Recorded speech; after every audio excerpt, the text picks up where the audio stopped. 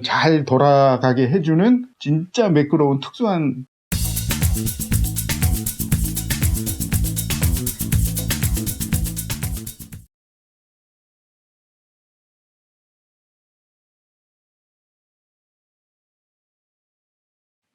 조박사의 피싱 랩입니다. 오늘은 라인롤러 얘기를 좀 하려고 합니다. 요즘 스피닝 릴에 이건 제가 갖고 있는 것 중에서 제일 좋은 겁니다만은 이 라인롤러 아주 매끄럽게 잘 돌아갑니다. 손으로 살짝만 대도. 그리고 표면도 엄청나게 강력한 코팅, 특수한 금속 위에 코팅이 되어 있어서 상처날 일도 전혀 없죠. 안심하고 사용할 수 있습니다. 라인롤러는 스피닝 릴의 베일암에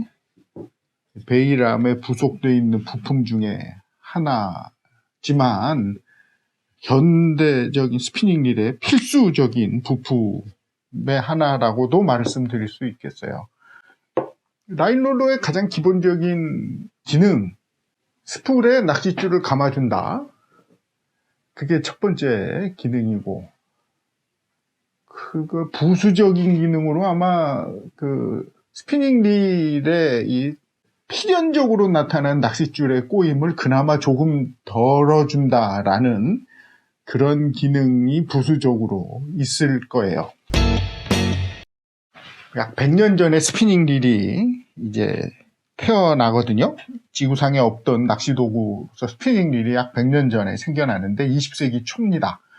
처음 나타난 스피닝 릴에도 이 베일암과 라인롤러 역할을 하는 부품이 철사로 만들어진 게 있었어요. 릴에 릴링워스 1에도 있었고 릴링워스 2라는 게 나오면서 현대적인 스피닝 릴의 모습을 갖추기 시작을 하거든요. 거기에도 지금의 라인롤러와 비슷한 모양을 한 부품이 있었습니다. 물론 당시에 그거는 이제 라인롤러의 형태는 하고 있었습니다만 이게 요즘처럼 뱅글뱅글 잘 도느냐 그런 거는 아니었고 그런 모양은 비슷하되 그냥 고정되어 있는 그런 부품이었어요. 그런데 이게 낚싯줄이 직접 닿는 부분이잖아요. 그러다 보니까 이 낚싯줄의 손상, 낚싯줄이 잘 끊어지지 않게 해야겠다라는 아이디어가 거기에 집중이 될 수밖에 없었을 겁니다. 그 당시에 낚싯줄 그러면 우리 낚시꾼이 아닌 다른 사람들이 보통 낚싯줄 그러면 생각하는 게 모노필라멘트잖아요. 나일론이나 플로로카본이나 같이 반투명한 또는 투명한 한 가닥짜리 줄.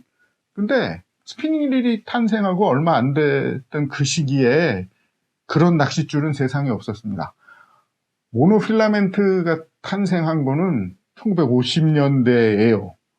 합성섬유는 그 전에 명이 됐습니다만은 낚싯줄, 우리가 생각하는 그런 한 가닥짜리 모노필라멘트가 낚싯줄화된 거는 미국의 듀퐁사가 만들어낸 게 1950년대 이후거든요. 그럼 그 전에는 어땠느냐? 아시다시피 부자들, 고급 낚시를 하는 영국의 귀족 신사들은 가장 좋은 낚싯줄 그러면 일본에서 수입한 실크 합사였습니다. 거기에 이제 왁스를 먹여서 방수 처리를 한 그게 제일 질기고 제일 좋은 낚싯줄이었는데 그 낚싯줄은 또 아무나 못 쓰는 거였을 거고요. 근데 1940년대부터는 나일론 아니면 데토론 이런 합성섬유가 나오면서 그걸로 만든 낚싯줄이 있기는 있었어요. 그런데 이게 요즘의 그 P라인 같은 그런 합사 형태였거든요. 잘 끊어졌습니다. 근데 스피닝 릴에 그걸 감아서 쓰는 사람들은 스피닝 릴이라는 게 워낙 고가의 낚시 용품이었기 때문에 아마 스피닝 릴을 쓸 정도의 사람이다. 그러면 가장 최고급이었던 그 실크사를 분명히 썼을 거예요. 근데 그 실크사도 결국은 라인롤러와의 접촉으로 인해서 아무래도 해지면서 끊어졌겠죠. 그러니까 라인롤러의 중요성이 자꾸자꾸 대두가 됐을 거고 낚시꾼들의 아이디어가 어떻게 하면 이 낚싯줄이 잘 안 끊어지게 할까라는 아이디어가 모이기 시작했던 게 저는 당연하다고 생각을 합니다.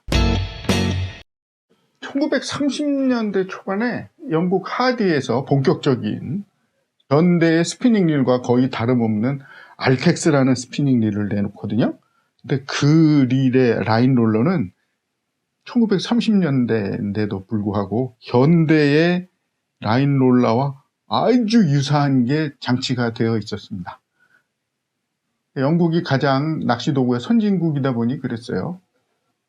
그리고 그때 이후에 이제 40년대, 50년대를 거치면서 60년대까지 다른 제품들, 유럽의 다른데, 영국의 하디의 그 알텍스 이외의 다른 제품들은 사진에서 보시는 것 같이 라인 롤러가 이렇게 고급스러운 스피닝 릴이 많지 않았습니다.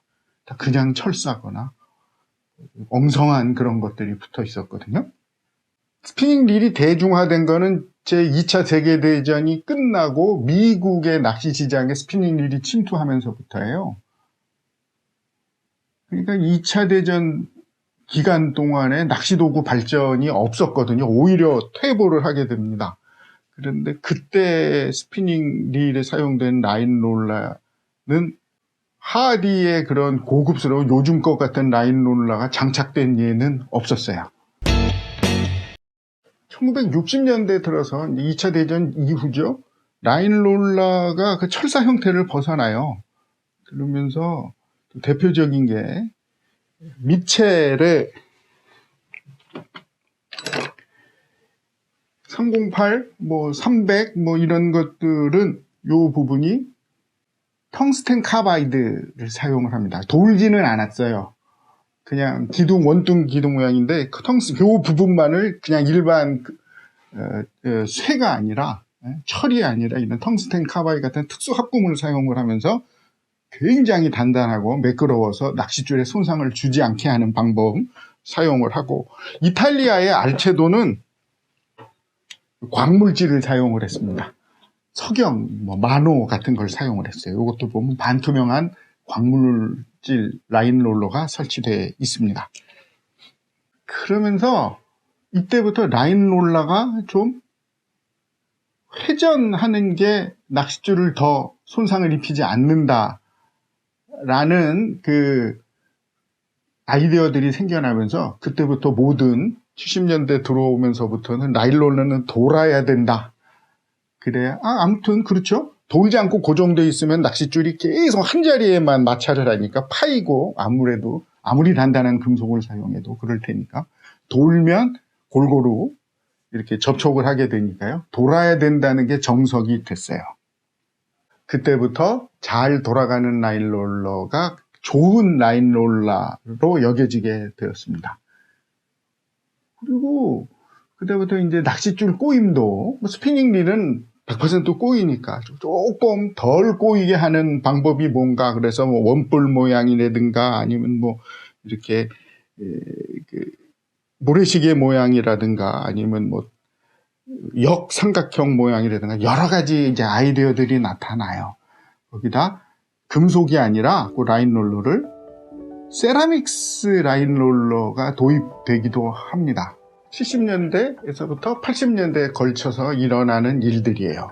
그래서 각 메이커마다 다 고유의 라인 롤러 모양이 있었습니다. 단순한 U자형으로 파진 것만이 아니라 사진에서 보여드리는 것 같은 같이 다이와 모양, 펜의 모양, 아루의 모양 다 조금씩 달랐습니다. 그러다가 1989년에 요 릴입니다. 일본 다이와에서 획기적인 릴을 내놓는데 EX750이거든요. 이게 현대 최고급 스피닝 릴, 스텔라나 이그지스트의 원조가 되는 릴인데, 그 당시는 전 세계에서 다이와가 이제 80년대 들어서부터는 낚시 도구 산업에서는 최첨단에 있는 이제 업체가 된 상황이었는데, 연구를 많이 하고 신제품 개발도 많이 했어요. 그러면서 나온 게 이 릴입니다. 이 릴은 볼 베어링을 굉장히 많이 사용했어요. 그리고 최초로 라인 롤러 안에도 볼 베어링을 집어넣습니다. 그 첫 번째 릴이 바로 이 EX 시리즈예요. 이때부터 고급 스피닝 릴은 다 라인 롤러에 볼 베어링을 넣게 되고요. 뿐만이 아니라 뭐 현재는 중저가 이상의 스피닝 릴에는 다 이 라인 롤러에 볼 베어링이 들어가잖아요. 그만큼 이제 볼 베어링을 위해서 회전을 더 잘 시키게 하는, 그러면 낚싯줄이 덜 꼬이는 건 아닌데 그런 아이디어가, 그런 생각이 대중적으로 자리를 잡았습니다. 라인 롤러에는 무조건 볼 베어링이 들어가야 된다는 생각 때문에 그 이후에는 저같이 이렇게 이런 옛날 릴을 사용하는 사람들도 이거 개조해야 되나 보다 그래가지고 개조 파트를 파는 일부 업체들에서 튜닝용으로 볼 베어링이 들어가 있는 튜닝용 라인 롤러 부품을 판매하는, 뭐 일본 내에서의 일입니다만 그런 것도 많이 유행을 하고 했어요. 뭐 지금도 그렇습니다. 라인 롤러에는 볼 베어링이 들어가 있는 게 더 고급이고 더 좋다라고 생각들 하죠. 자, 볼 베어링이 라인 롤러에 들어가면 좋다라고 했는데 이게 역효과도 있었어요. 볼 베어링이 들어가면 아무래도 라인 롤러가 이렇게 구경이 커지죠. 예전에는 아주 조그맸는데 라인 롤러가 구경이 커지고 무거워지지 않습니까? 그렇게 되면 한쪽으로 무게가 쏠리니까 스피닝 릴은 로터가 회전을 해야 되니까 반대편에 카운터 밸런스를 달아줘야 돼요.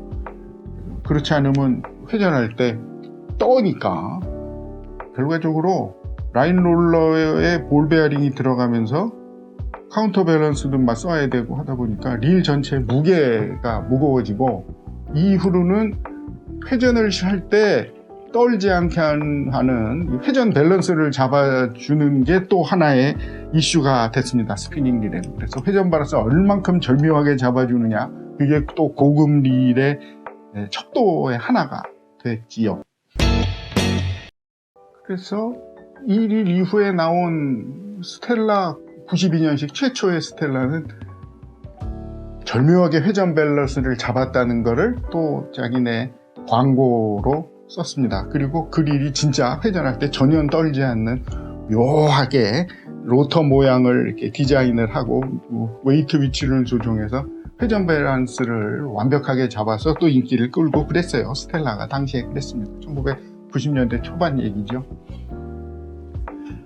소형 스피닝 릴에, 이 대형 스피닝 릴은 뭐 요즘 같은 경우에 특별히 카운터 밸런스 무게 때문에 무게가 어쩌고 밸런스가 어떻고 이런 얘기는 절대 안 나옵니다만 200g도 안 되는 소형 스피닝 릴에서는 이게 이제 굉장히 신경 쓰이는 부분인데, 거꾸로 볼 베어링을 꼭 라인 롤러 안에 집어넣어야 되느냐 하는 비판적인 시각도 없지 않은 건 아닙니다. 저도 그래요. 소형 스피닝 릴에 꼭 볼 베어링을 그 라인 롤러 안에 집어넣어야 되느냐, 저도 그건 부정적으로 보는 사람 중에 하나예요. 현대의 기술이라면은 과거의 그 조그만 모양의 라인 롤러 그 형태로도 볼 베어링이 들어갈 자리가 없죠.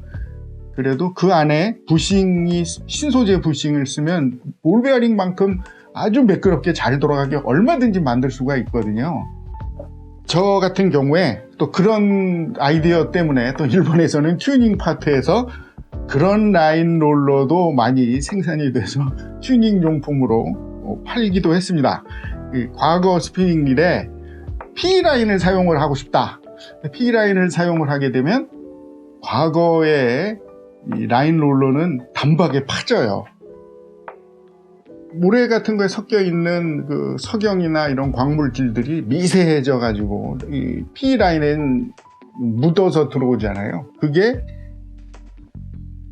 낚싯대에 가이드를 갉아먹는 거는 물론이고 라인 롤러도 갉아먹습니다. 그러면 낚싯대에 사용한 가이드링처럼 SIC 같은 걸로 만들면 좋겠나? 깨지니까 여기에는 부적합해요. 그러니까 더 경도가 높은 특수한 금속과 코팅을 하고 잘 또 돌아가야 되니까 속에 볼 베어링이 돌는 그 부드러운 회전만큼 잘 돌아가게 해주는 진짜 매끄러운 특수한 재질의 부싱을 집어넣어서 그렇게 해놓은 것들이 또 몇 개 됩니다. 결론적으로 볼 베어링을 사용하는 건 나쁘지는 않은데 소형 스피닝 릴에 대해서는 저는 조금 더 볼 베어링을 사용하느냐 아느냐에 따라서 라인 롤러에는 이 발전적인 요소가 아직 남아있다고 생각을 하긴 합니다. 발전과 진화는 조금 다른 것 같아요. 제 생각은 그렇습니다. 발전은 기능적인 개선이나 실용적인 향상, 좋은 방향으로 변하지만 진화는 꼭 바람직한 형태로 진행되지만은 않는 게 아니냐라고 생각을 합니다. 그렇기 때문에 발전과 진화는 다르다라고 저는 생각을 해요. 라인 롤러는 발전이 아니라 진화라고 생각을 합니다.